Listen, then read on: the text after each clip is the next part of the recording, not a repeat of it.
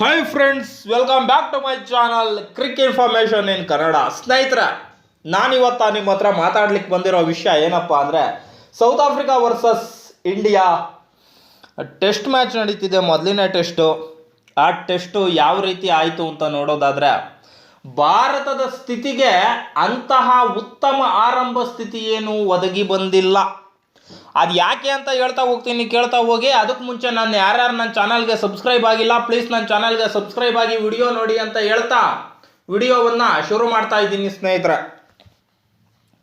ಸ್ನೇಹಿತರೆ ನೋಡಿ, ಸ್ಟಾರ್ಟಿಂಗು ಭಾರತ ಬ್ಯಾಟಿಂಗನ್ನು ಆಡುತ್ತೆ. ಬ್ಯಾಟಿಂಗನ್ನು ಆಡಿದ್ದು ಒಂದು ಒಳ್ಳೆ ಇಂಟೆಂಟನ್ನು ತೋರಿಸ್ತಾರೆ ಅಂದ್ಕೊಂಡ್ರೆ ಸ್ಟಾರ್ಟಿಂಗಲ್ಲೇ 1, 2, 3 ವಿಕೆಟ್ ಬಿದ್ದೋಗ್ತವೆ. ಆಗ ವಿರಾಟ್ ಕೊಹ್ಲಿ ಮತ್ತು ಇನ್ನೊಬ್ಬರು ಬಂದುಬಿಟ್ಟು ಆಡ್ತಾರೆ ಸುಮಾರಾಗಿ. ಶ್ರೇಯಸ್ ಅಯ್ಯರ್ ಮತ್ತು ವಿರಾಟ್ ಕೊಹ್ಲಿ. ಶ್ರೇಯಸ್ ಅಯ್ಯರ್ ಕೂಡ 31 ರನ್ನು, ವಿರಾಟ್ ಕೊಹ್ಲಿ ಒಂದು 100 ಮಾಡ್ಬೋದು ಅಂದ್ಕೊಂಡಿದ್ದೆ. ಅವರು ಏನು ಮಾಡಲಿಲ್ಲ, ಬರೀ 38 ರನ್ ಹೊಡೆದವ್ರೆ. ಬರೀ ಅಂತ ಹೇಳೋಕ್ಕಾಗಲ್ಲ, 38 ರನ್ ಹೊಡೆದವ್ರೆ. ಅದಾದಮೇಲೆ ಬಂದಿದ್ದು KL ರಾಹುಲ್, ನಮ್ಮ ಕನ್ನಡಿಗ KL ರಾಹುಲ್ ಅವರು ತುಂಬ ಚೆನ್ನಾಗಿ ಆಟವನ್ನು ಆಡಿದ್ರು. 101 ರನ್ಗಳನ್ನ ಹೊಡೆದಿದ್ದಾರೆ. KL ರಾಹುಲ್ ಅವರ 101 ರನ್ಗಳ ನೆರವಿನಿಂದ ಭಾರತ ತಂಡ 245 ರನ್ಗಳಿಗೆ ಸರ್ವಪತನ ಕಂಡಿತು. ಇದನ್ನು ಒಂದು ಬೀಟ್ ಮಾಡಲಿಕ್ಕೆ ಈ ರನ್ನನ್ನು ಬಂದಂಥ ಸೌತ್ ಆಫ್ರಿಕಾ ತಂಡ ಈಗಾಗಲೇ ಚೆನ್ನಾಗಿ ಆಡಿ 256 ರನ್ಗಳಿಗೆ 5 ವಿಕೆಟನ್ನು ಕಳ್ಕೊಂಡಿದೆ. ಈ ಒಂದು ಮೂಮೆಂಟಮ್ ಹಿಂಗೆ ಶಿಫ್ಟ್ ಆಗುತ್ತಾ ಇವತ್ತ ಏನೋ ಗೊತ್ತಿಲ್ಲ, ನೋಡಬೇಕು.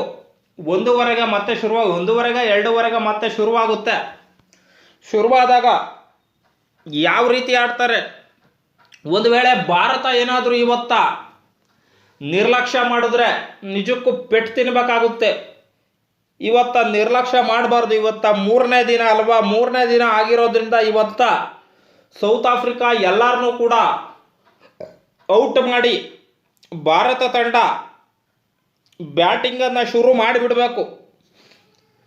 ಯಾಕಪ್ಪ ಅಂತಂದರೆ 3ನೇ ದಿವಸ ಆಗಿರೋದ್ರಿಂದ ಇವತ್ತ ಅವರೆಲ್ಲರನ್ನೂ ಔಟ್ ಮಾಡಿಬಿಟ್ಟು ಸ್ವಲ್ಪ ನಿಧಾನಕ್ಕೆ ಬ್ಯಾಟಿಂಗ್ ಶುರು ಮಾಡಿದ್ರೂ ಕೂಡ ನಾಳೆ ಒಂದಿನ ಟೈಮ್ ಇರುತ್ತೆ. ನಾಳೆ ಸ್ವಲ್ಪ ಚೆನ್ನಾಗಿ ಆಡಿಬಿಟ್ಟು ಅವರಿಗೆ ಡಿಕ್ಲೇರ್ ಕೊಡ್ಬೋದು. ಯಾರಿಗೆ? ಸೌತ್ ಆಫ್ರಿಕಾದವರಿಗೆ. ಹೀಗಿರುವಾಗ ಭಾರತ ತಂಡದ ಇವತ್ತಿನ ಪ್ರದರ್ಶನ ತುಂಬಾ ಮ್ಯಾಟ್ರ್ ಆಗುತ್ತೆ.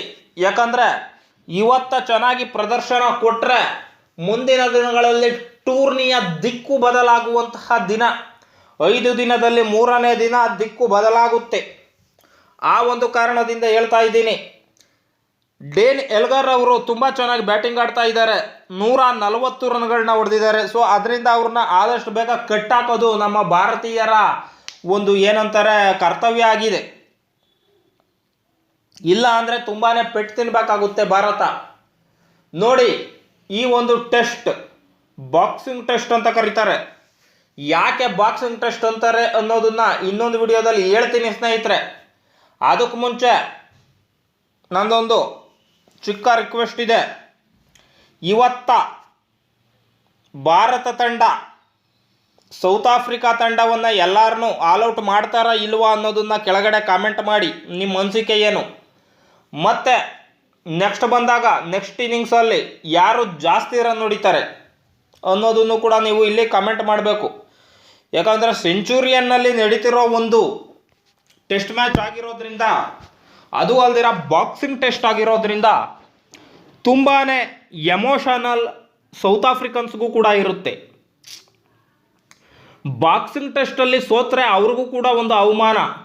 ಸೊ ಅದು ಬಾಕ್ಸಿಂಗ್ ಟೆಸ್ಟ್ ಆಲ್ಮೋಸ್ಟ್ ನಮ್ಮ ಭಾರತದ ಕಡೆಗೇ ಬರಲಿ ಅನ್ನೋದು ನನ್ನ ಆಸೆ ಅಂತ ಹೇಳ್ತಾ ಈ ಒಂದು ವಿಡಿಯೋವನ್ನು ಇಲ್ಲಿಗೆ ಮುಗಿಸ್ತಾ ಇದ್ದೀನಿ.